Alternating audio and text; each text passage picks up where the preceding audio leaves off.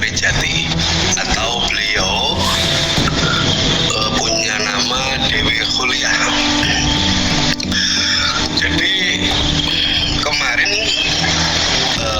kita sudah mengatakan bahwa Dewi Khuliah ini adalah seorang putri dari kerajaan Majapahit pada era Brawijaya V yang lari dari kerajaan, terus beliau sampai di desa Sluke, ya, di desa Sluke, terus dikejar oleh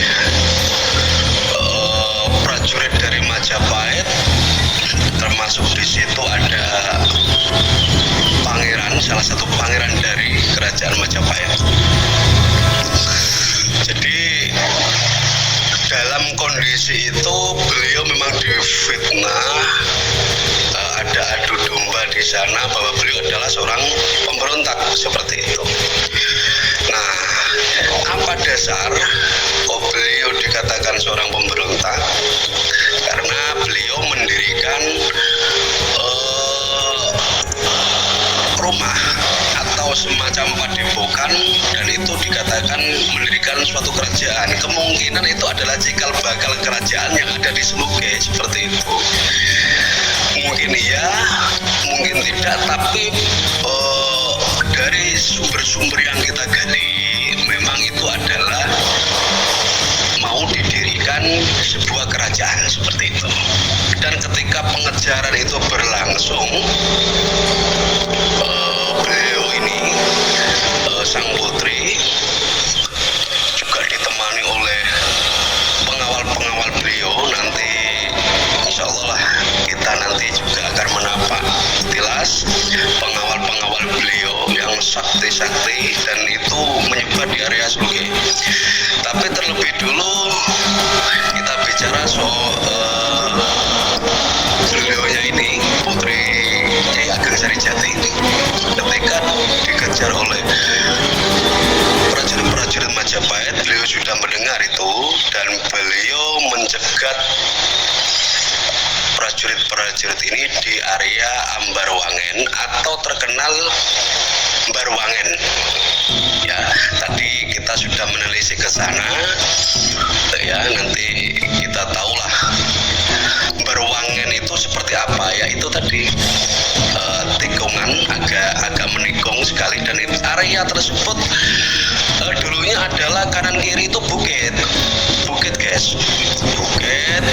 Jadi pengawal-pengawal daripada beliaunya yang putri ini sudah standby di sana seperti itu, dan mencegat di area tersebut.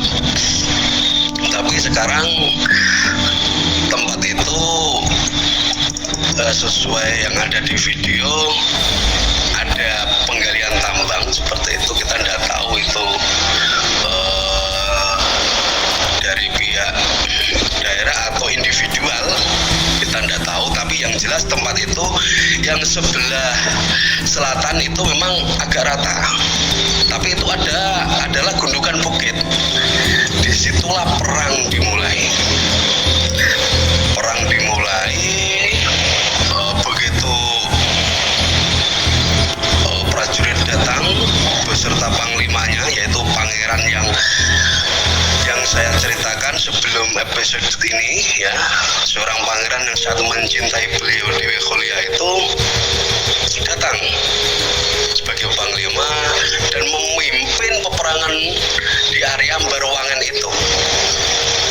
Terjadilah duel, terjadilah baku hantam di situ, dan ketika adu tanding antara yang putri dengan salah satu pangeran yang ada di kerajaan Majapahit itu, beliau wafat, terkena salah satu senjata daripada pangeran itu. Dan ketika wafat itu, ketika senjata itu menghujam ke tubuh beliau, muncratlah darah dari tubuh beliaunya, Nyai Ageng. Bersamaan dengan itu, keajaiban terjadi, yaitu keluarnya darah dari tubuh beliau itu dibarengi dengan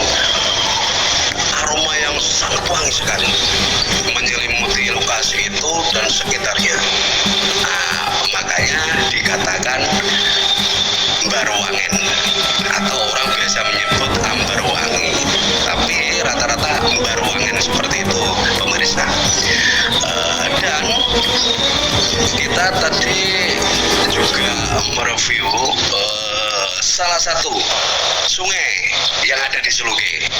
Nah, ini guys, ini perlu saya jelaskan dan saya terangkan. Juga kita menggali dari sumber-sumber yang sudah ada ketika beliaunya wafat di tangan pangeran itu tadi, maka terbongkarlah bahwa itu bukan laki-laki guys, karena yang putri ini peragaannya, pakaiannya seperti seorang laki-laki, jadi tidak tahu ini pangeran, seperti itu.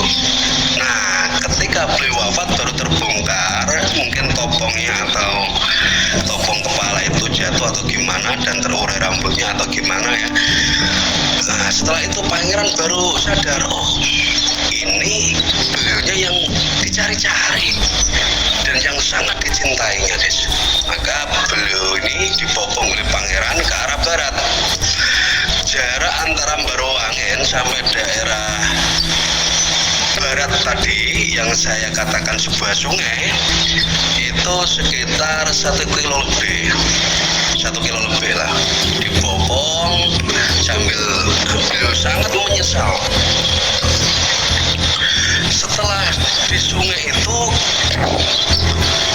beliau diciumi guys, karena sangat mencintai Nyai Ageng ini, diciumi sehingga apa, sungai tersebut dikatakan Sungai Singuk atau Kali Singuk. Nah, ini sejarah yang perlu diluruskan, karena rata-rata orang daerah itu mengatakan ya Kali Seluke, bukan, itu namanya Kali Singuk, seperti itu. Nah, berlanjut tadi kita juga memperlihatkan tapak tilas kerajaan yang mau dibikin oleh beliaunya itu, Nyai Ageng itu, dan sekarang didirikan sebuah masjid di area tersebut. Tapi jejak-jejaknya masih ada, sebetulnya ada batu-batu kuno seperti itu, dan memang lokasinya luas sekali, termasuk sebelahnya itu ada semacam sekolahan ya, madrasah atau apa itu ya, seperti itu. Dan jangan lupa di sebelah barat masjid itu ada seorang pengawal pribadi daripada Nyai Ageng. Itu nanti bisa kita review kalau pemirsa menginginkan, seperti itu. Ada yang namanya Mbah Tompo atau Mbah Tompo. Mbah Tompo ini adalah salah satu anak buah daripada Nyai Ageng, atau dalam keraton lah maksudnya, seperti itu. Kenapa dikatakan Mbah Tompo? Karena beliau inilah yang menerima tamu-tamu yang mau menghadap ke Nyai Ageng, seperti itu. Nah, makamnya itu di barat masjid, lokasi yang mau didirikan kerajaan itu, yang sekarang masjid itu sebelah baratnya sekitar 100 meter. 100 meter. Itu pun juga kalau pemirsa menginginkan nanti bisa kita ekspos, nanti namanya Mbah Tompo. Nah, jalan ke arah masjid, ke arah kerajaan yang sudah didirikan masjid oleh masyarakat sekitar itu sekitar 300 meter. Nah, kita tadi sudah menunjukkan area masuknya, yaitu dekat pasar Kecamatan Seluke, dan itu bersebelahan dengan Masjid Jami ya, jalannya ke arah utara guys, ke arah utara, dan masuk ke utara sekitar 300 meter. Nah, itu disitulah cikal bakal kerajaan Seluke sebetulnya.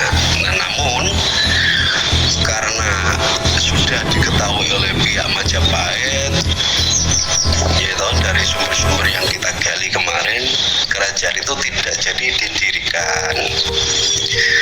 Dari masyarakat sekitar, akhirnya Yang Ageng ini dimakamkan di area desa yang namanya Jatisari, seperti itu ya. Jadi sekarang ini saya ada di tempat beliaunya lagi. Nah, ini yang utama pemirsa yang ingin ke sini mudah sekali. Nanti kalau nggak tahu dari Seluke itu kita kan sudah menunjukkan videonya. Nanti masuknya juga sudah kita review episode yang pertama ya. Kita sudah mereview dan saya yakinlah pemirsa akan tetap tahu lokasi makam Dewi Khulia atau Nyai Ageng Putri Sarijati seperti itu. Dan kalau pemirsa menginginkan kita mengekspos pengawal-pengawal beliau yang tersebar di area Seluke, itu banyak sekali guys. Kita akan mengekspos juga nantinya, tapi lain episode ya yang akan datang. Dan hari ini sudah kita kupas tuntas perjalanan beliaunya sampai wafatnya beliau. Jadi saya kira sudah cukup guys ya. Nanti kita mengupas kalau pemirsa menginginkan pengawal-pengawal beliau, termasuk Ibu Yutompo atau Yang Tompo, terus ada Yang Kumoro itu panglima-panglimanya guys, ada Mbak Supo juga, termasuk ada katanya dengan Pangeran Alas yang ada di ujung selatan, tepatnya di bawah gunung. Nanti bisa kita expose. Nah, sementara kita akhiri dulu ya guys. Nanti kita berjumpa di episode yang akan datang. Terima kasih.